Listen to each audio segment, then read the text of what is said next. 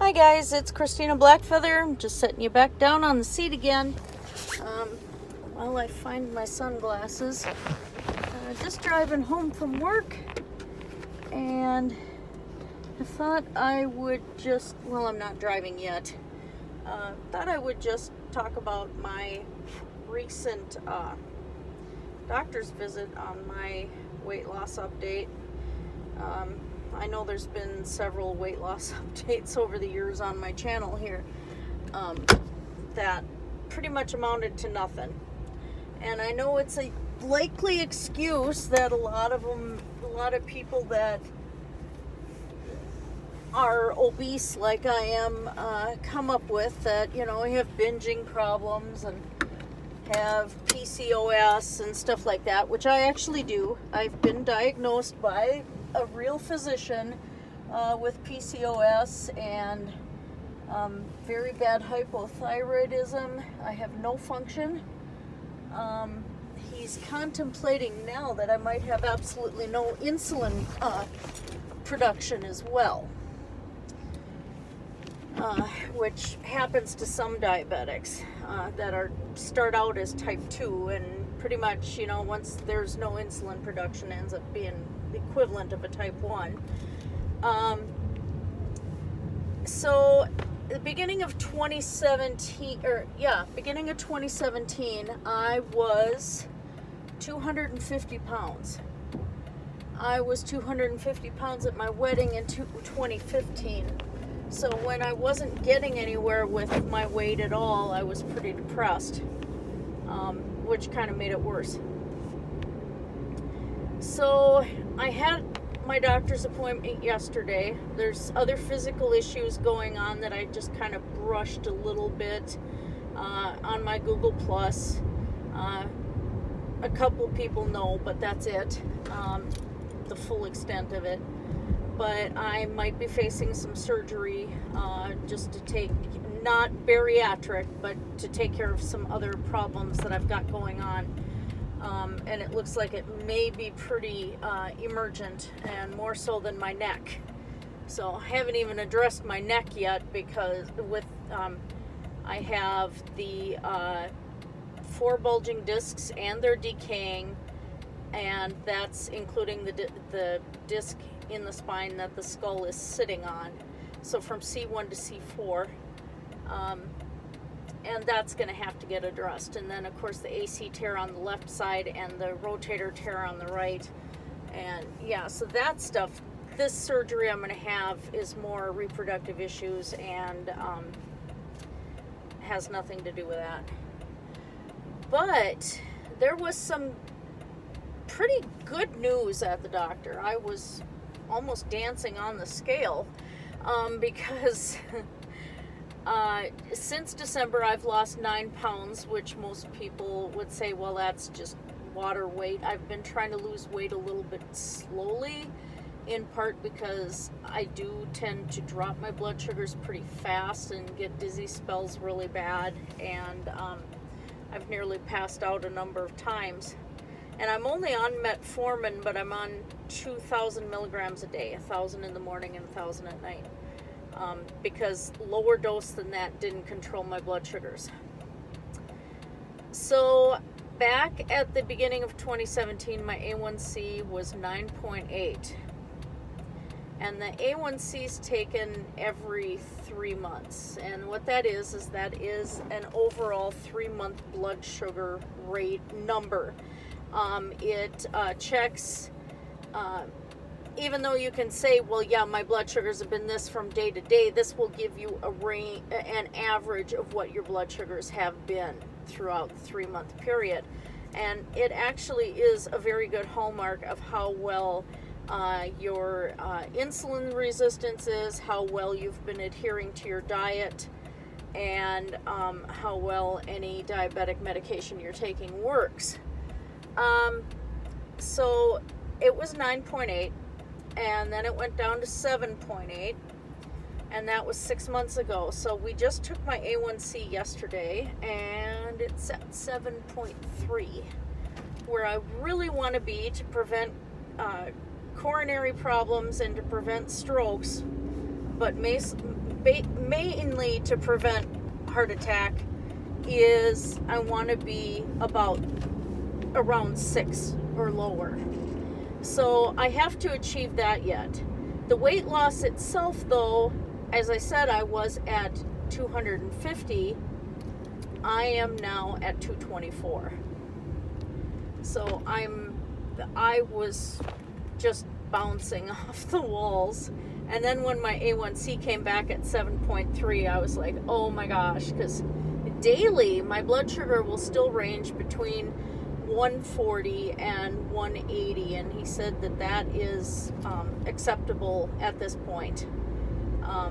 As I lose more weight, the numbers, of course, will stabilize, hopefully. If they don't, then that means that I have zero insulin production left.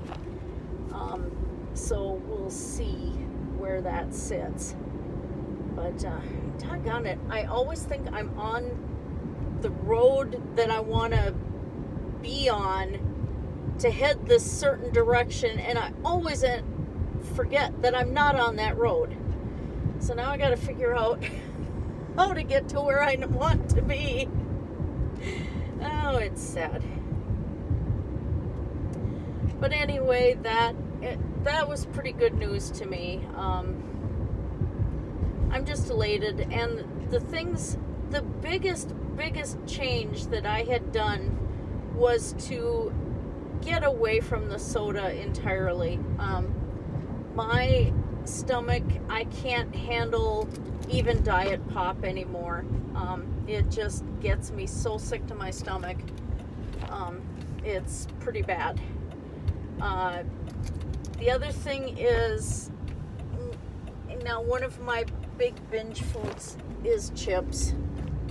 And so what I've been doing is, if I am wanting chips, I will buy one of those small bags so I have the portion control.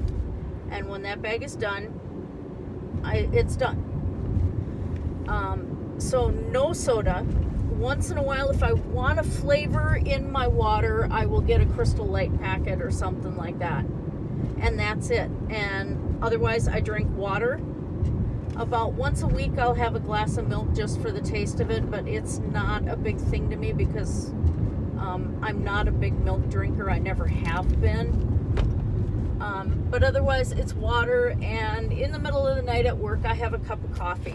I have this Starbucks instant packets, and Pike Place happens to be my favorite flavor, and I have my cup of coffee. No cream, no sugar, just black, and that's my treat to myself every night at work.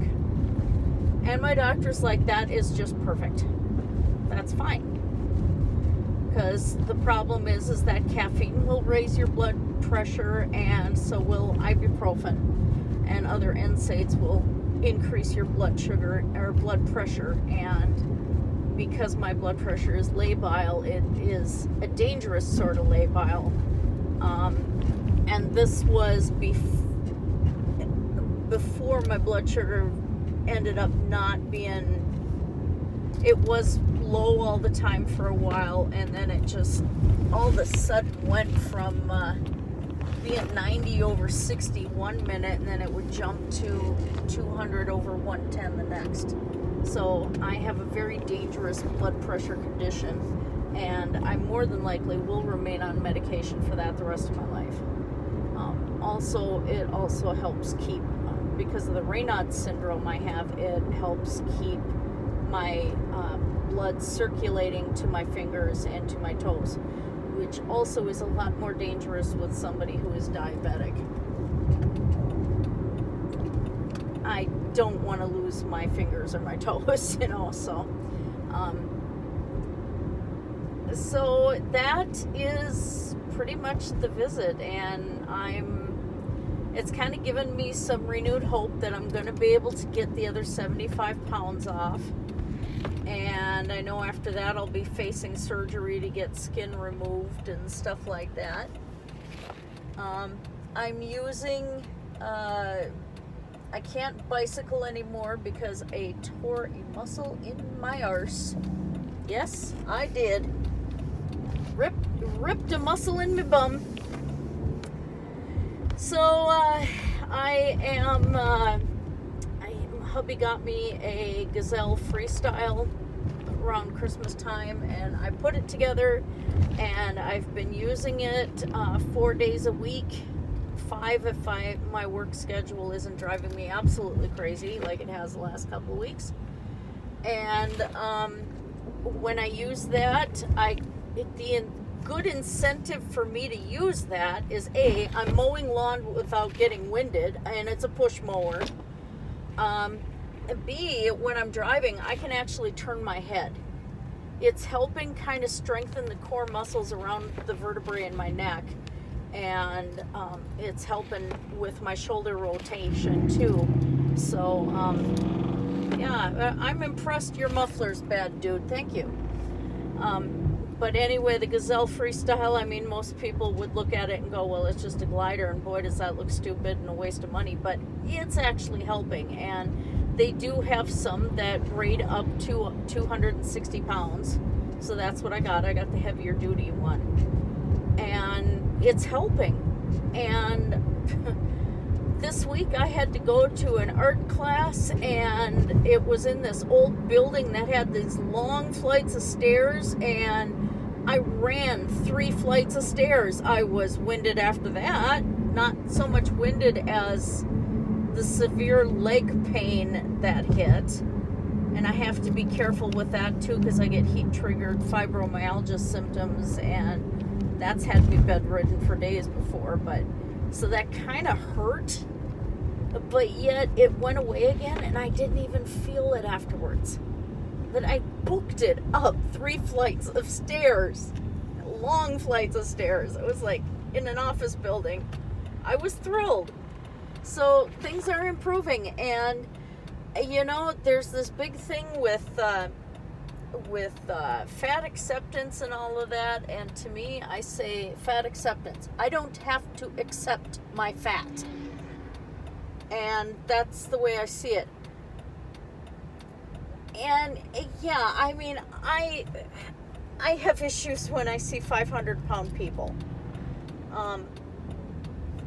In part because I've seen the worst when I've worked ICU and stuff like that. So yeah, 500 pounds can get pretty ugly pretty fast medically, and it's not a safe weight. And yeah, that person should be able to accept themselves and feel good about themselves.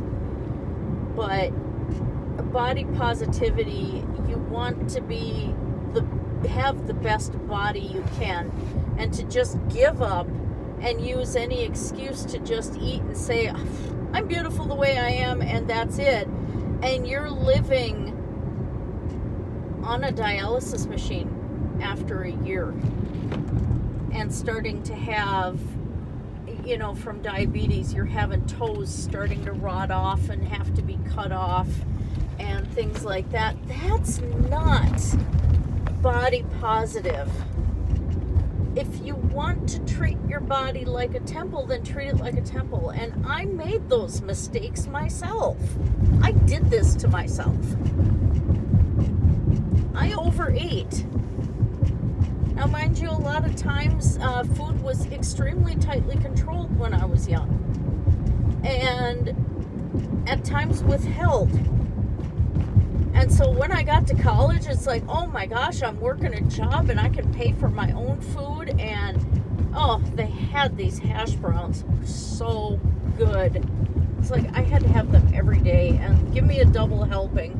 And that's not good for my 5-foot frame. So yeah, technically, I am severely obese, although that's going away, and I'm getting my hourglass figure back, and that's nice too. But the fact that I just feel better, minus some neuropathy pain in my toes, which also may rectify when I'm done with menopause, because yeah, I'm 50, so guess what? But it's fixing, and it's taken some work to fix it, but it's not just dieting. I mean, I'm going out and farmer's market and bringing home greens, and it's like I'll be just grabbing them. I'm preparing a salad for work, and I'm grabbing a handful of greens and shoving them in my mouth and just savoring this freshness and this flavor. I enjoy this food. I'm learning to cook more with it. I've even tried Indian spices and things, making mock curries without all the cream and stuff. Just enjoying it. And that's what it is. I had McDonald's last week and I almost threw it up. I had heartburn so bad all night at work that I couldn't keep it down. I'm not used to eating like that anymore. And even my doctor's like, yeah, it isn't a loss, is it? I'm like, no, really, it isn't. Because I can go and take that same $5 or $7 and, dude, that's not a parking space. I can take that and make some really good food at home and have it in my fridge all week and freeze some of it. And it's more satisfying. So don't think, if you're going to start on weight loss, don't think that you're going to be going, oh my God, I'm going to miss this, and what do I do without my burgers, and what do I do without this? But that's only temporary. And once I have indents from the glasses. Once you kind of recover your taste buds a bit, you're going to be, if you try it again later, it's going to be like, oh, why did I eat this stuff before? And it took me a few years to get away from Mountain Dew. So, like I said, it's not an easy task to try and clean up your diet and clean up things. My last live stream I did where I was painting the dragon on the brown rock, I had a can of Mountain Dew there and I had a straw in it. Thought, well, I'm going to treat myself while I'm doing this live stream. I think I took 4 sips through the straw from that during the whole live stream. And it was just syrup. Just this nasty tasting syrup. And this used to be my drug of choice. Oh my gosh, I could chug Mountain Dew, especially if it's cold. That used to be my thing. And it's like, now, ugh, it's disgusting. So I almost feel like a smoker who hasn't been, who quit and hasn't been around it for a long time, and all of a sudden they get around smokers and like, oh, that smell, that's the way my dad is. No smoking for 20 years and he can't stand to be around it anymore. So, that's what it seems like. So, I just thought I would put that out there. Fat acceptance. You don't have to accept the fat. There are ways to get rid of it. It's not an easy task. It's hard work, but it's worth it. And when you're seeing results, it's worth it. And it's not going to be results all the time. Like I said, I've been at it trying to lose since 2015, and there's videos on my channel of me trying to lose it, and I haven't had this progress before, so I'm hoping to be able to continue with this. And by the way, this is Basement Cat. This is an official I Can Has Cheeseburger shirt. And yeah, he was from a photo of somebody's black cat sitting on a toaster, and they captioned it, Pop-Tart for your soul. Honey, Basement Cat's possessing the toaster again. So, I Can Has Cheeseburger made a shirt out of it, and I had to get it, of course. So, yeah. All right, you guys have a great day. I'm going to go home and go to bed. So, blessed be everybody.